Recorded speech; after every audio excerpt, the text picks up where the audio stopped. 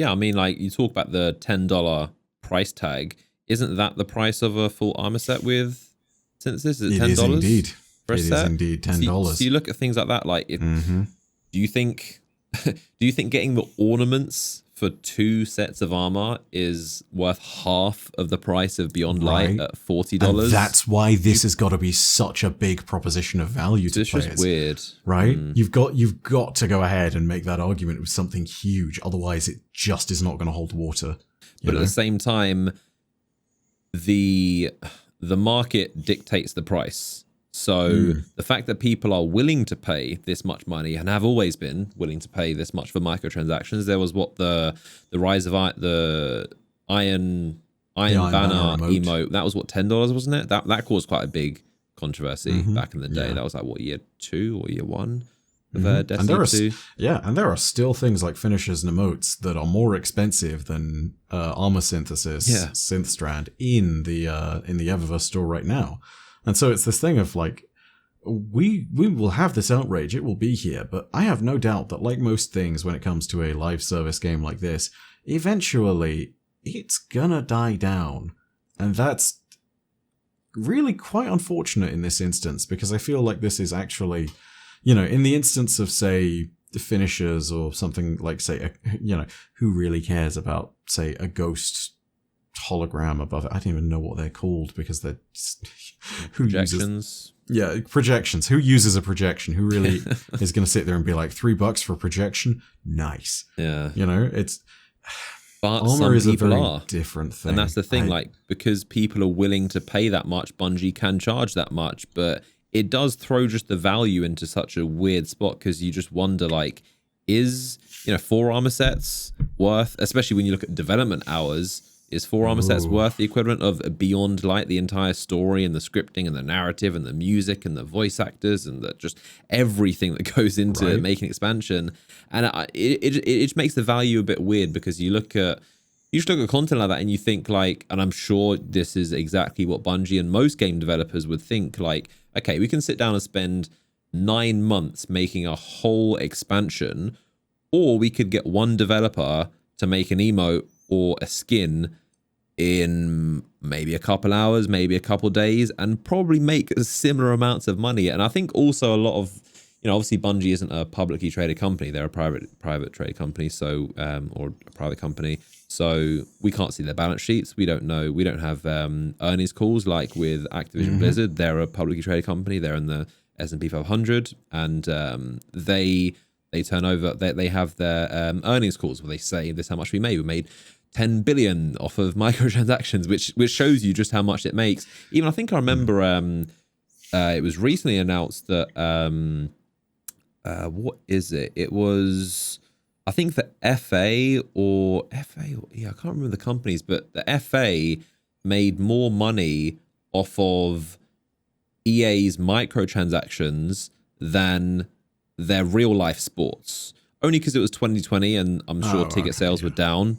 But still goes to show they're making more money from FIFA video game microtransactions than the entire of the real football league going on in real life, and all the money. Again, it was diminished because of the 2020, but like they're making more money off of microtransactions than real life football or soccer. But like it goes to show just the value in, and I think it's one of those things, the genie's out of the ball. Everyone knows that microtransactions are the way forward, and like we witnessed it firsthand. I remember it was around 2014 was the year that it really changed a lot with Call of Duty Advanced Warfare, and that was when microtransactions started to come about a lot.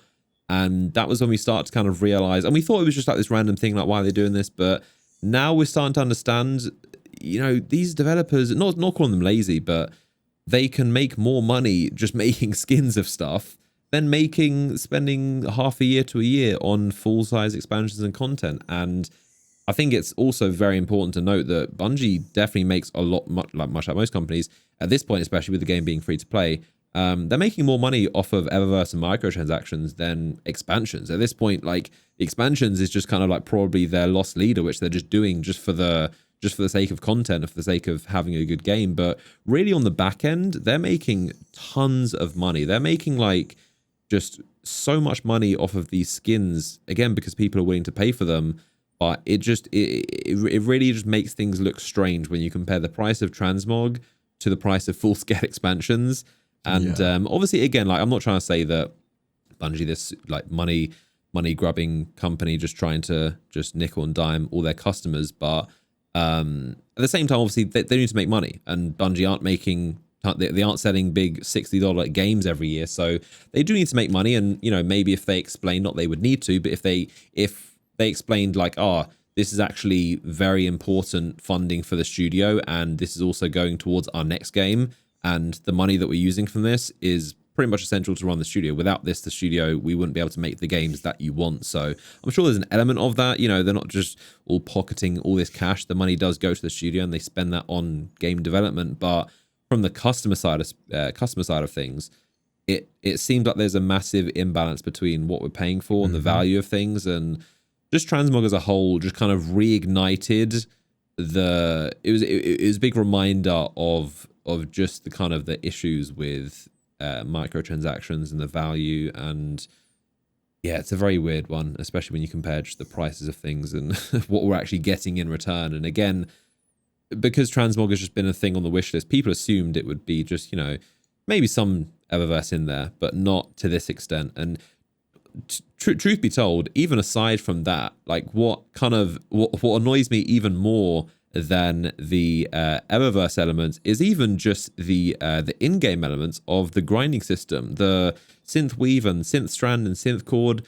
Why do we have so many currencies? Please, can we stop with the currencies? Like, that's almost more egregious to me. It's just like deliberately making such a grindy, boring, bounty, objective-based path, or you just pay simple money. And it's just like a very simple, like, no one wants to go through all the grinding and boring nightfalls, as you mentioned, to get those bounties and do all that stuff, when you can just pay $5 and get an armor set, or $10. And it's just like, we don't need more currencies. And what is the difference between, like, what's the law behind synth strand, synth chord, and synth weave? Like, what's the difference? It's just like, it was just the developer just sat there and was just like, we need 3 currencies so you can trade this, and you get bounties for this, and you buy it with this, and you turn this into this, and it's just like, okay, synth strand and synth chord. And it's just like, they're just made up words. Like, let's be honest, they're not like meaningful terms. So it's just, there's a lot of things that seem to miss the mark on this, but Bungie's been very, very silent on it. They just said, we heard your feedback.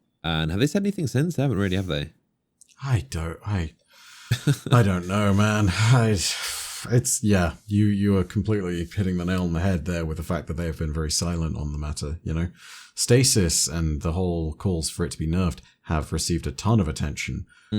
But when it comes down to that, compared to, say, the amount of attention that has been received by the synth strand and Transmog sucks kind of side of things, one looks like a mountain, the other doesn't even look like a molehill. So not good.